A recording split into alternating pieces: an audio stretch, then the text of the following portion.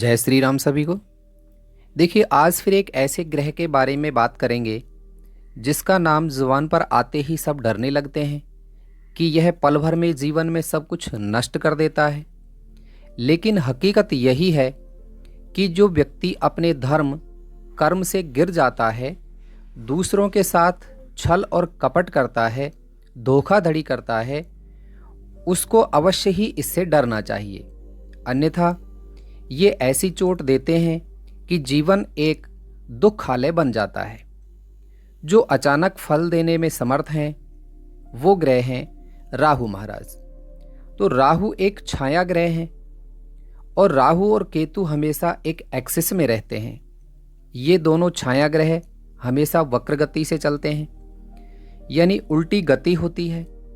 लेकिन राहु बहुत शक्तिशाली ग्रह हैं, जो कि सबसे ज़्यादा शक्तिशाली रोशनी वाले ग्रह सूर्य की रोशनी को भी कुछ समय के लिए कम कर देता है।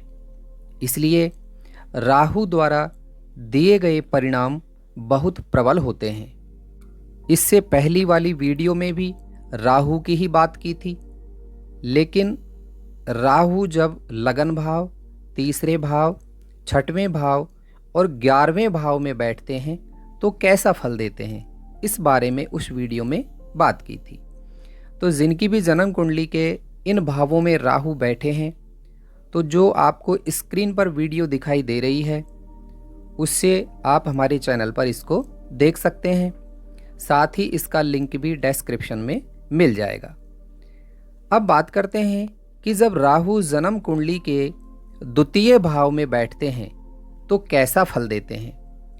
तो जन्म कुंडली का द्वितीय भाव कुटुंब परिवार का, धन का, वाणी का, दाहिनी आँख का, संस्कार का, इन सब का होता है।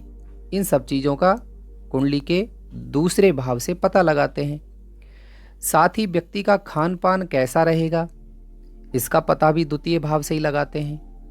बोलचाल में कैसा होगा, यानी वाणी कैसी होगी। और द्वितीय भाव को धन भाव कहा जाता है, यानी जमा पूंजी कितनी रहेगी, बैंक बैलेंस कैसा रहेगा, कितना रहेगा, इन सभी का पता भी द्वितीय भाव से ही लगाते हैं। तो द्वितीय भाव के कारक ग्रह होते हैं देवगुरु बृहस्पति, क्योंकि धन के कारक, सोने के कारक, गोल्ड के कारक, सुख समृद्धि के कारक देवगुरु बृहस्पति ही होते हैं। तो राहु के दूसरे भाव में बैठने पर परिणामों के बारे में जानने से पहले आपको ये देखना होगा कि राहु किस अवस्था में द्वितीय भाव में बैठे हैं।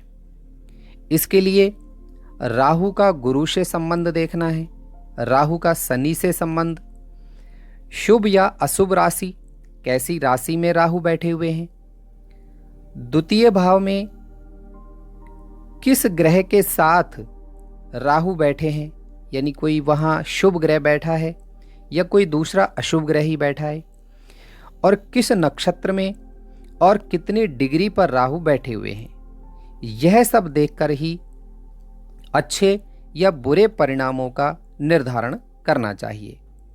क्योंकि यदि राहु अच्छे हैं तो जीवन में बहुत धन संपत्ति का मालिक बना देते हैं, और यदि बुरे हैं तो सब कुछ छीन भी लेते हैं।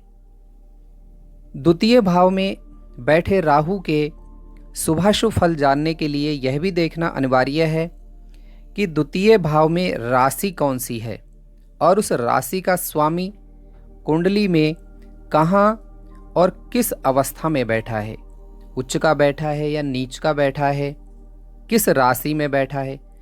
क्योंकि राहु एक छाया ग्रह है और जिसकी राशि में बैठता है उस ग्रह के अनुसार ही फल भी देता है।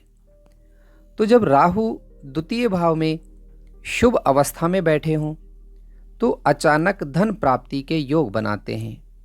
व्यक्ति के अंदर धन प्राप्ति की प्रबल इच्छा होती है और उसका स्टॉक करता है।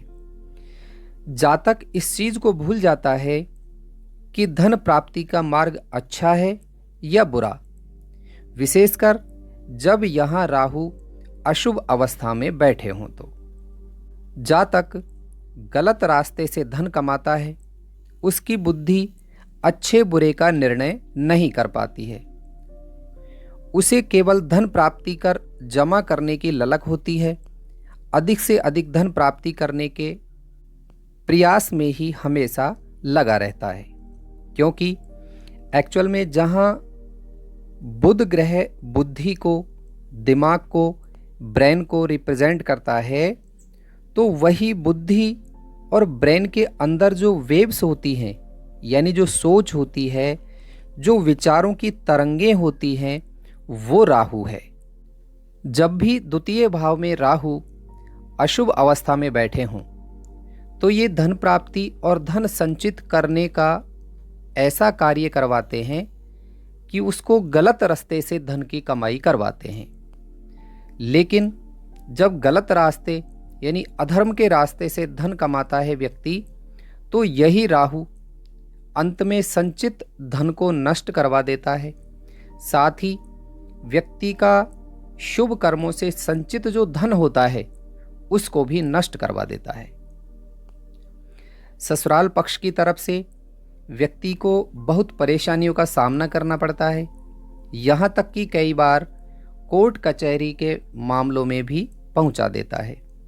द्वितीय भाव कुटुंब परिवार का भी होता है, तो यहाँ राहु शुभ अवस्था में हो तो कुटुंब परिवार के लोगों को एक दूसरे से दूरी बढ़वा देते हैं, क्योंकि यह पृथकता के ग्रह हैं, सेपरेशन के ग्रह हैं।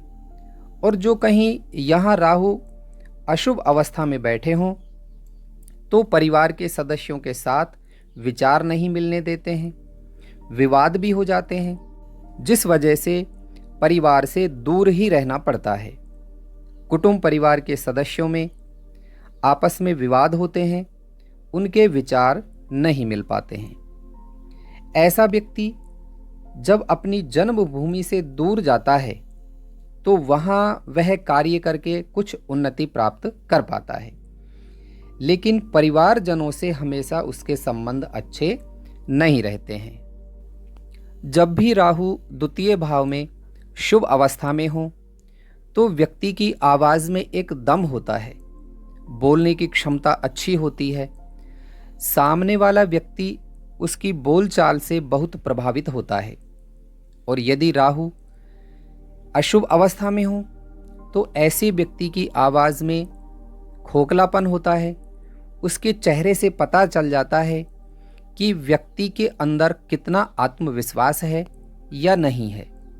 यदि राहु ज़्यादा अशुभ अवस्था में हो, ज़्यादा पीड़ित हो, तो व्यक्ति की वाणी कटु हो जाती है। ऐसा व्यक्ति अपनी भाषा में अच्छे शब्दों का उपयोग नहीं करता है। बोले गए शब्द कुछ ऐसे होते हैं जिनसे कुछ विवाद की संभावनाएं बन जाती हैं और ऐसे व्यक्ति झूठ भी बोलने लग जाते हैं। द्वितीय भाव में जब राहु हो तो उसकी आंखों में एक चुंबकीय शक्ति होती है, आंखों के अंदर स्थिरता नहीं रहती है, हमेशा नज़रों में एक चपलता रहती है। जब राहु अशुभ हो तो दाहिनी आंख में कुछ परेशानी भी देते हैं। द्वितीय भाव में राहु वाले व्यक्ति की आंखों में एक आकर्षण होता है, एक गहराई होती है। फीमेल नेटिव की आंखों में और उनके बोलने में एक ऐसा अट्रैक्शन होता है जो मेल पर्सन को अपनी तरफ तुरंत अट्रैक्ट करते हैं। द्वितीय भावस्थ राहु वाले व्यक्ति के विदेश यात्रा के योग भी बनते हैं। और अष्टम भाव में बैठे केतु संघर्ष, प्रॉब्लम्स भी देते हैं, क्योंकि जब राहु द्वितीय भाव में बैठेंगे तो केतु हमेशा उनसे सप्तम भाव में रहते हैं, यानी एक्सिस में रहते हैं। तो राहु जब द्वितीय भाव में है तो केतु अष्टम भाव में बैठते हैं, तो यह उस जातक को कई बार बहुत सारी प्रॉब्लम देते हैं। तो व्यक्ति अपने निर्णयों को सही नहीं ले पाता है और कई बार गलत रास्ते पर चला जाता है। साथ ही द्वितीय भाव का स्वामी यदि नीच राशि में हो या शत्रु राशि में हो और कुंडली के किसी अशुभ भाव में जाकर बैठ जाए, तो राहु उसको कभी भी अच्छा फल नहीं दे पाते हैं और ऐसा व्यक्ति अपने धर्म से गिर जाता है। वह छल कपट करना, धोखाधड़ी देना, बेईमानी करना और अधर्म के रास्ते से धन कमाने के मार्ग पे चल पड़ता है। द्वितीय भाव में बैठा राहु अशुभ अवस्था में हो तो व्यक्ति को एक अनसेटिस्फिकेशन बना रहता है, उसके धन की भूख नहीं मिटती है।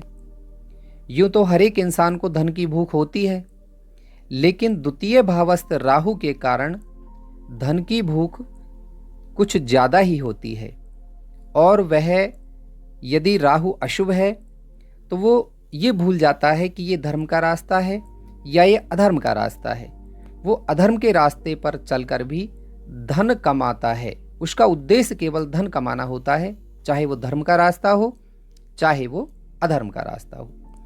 लेकिन अधर्म के रास्ते से कमाया गया धन अंत में सब कुछ बर्बाद कर देने वाला होता है।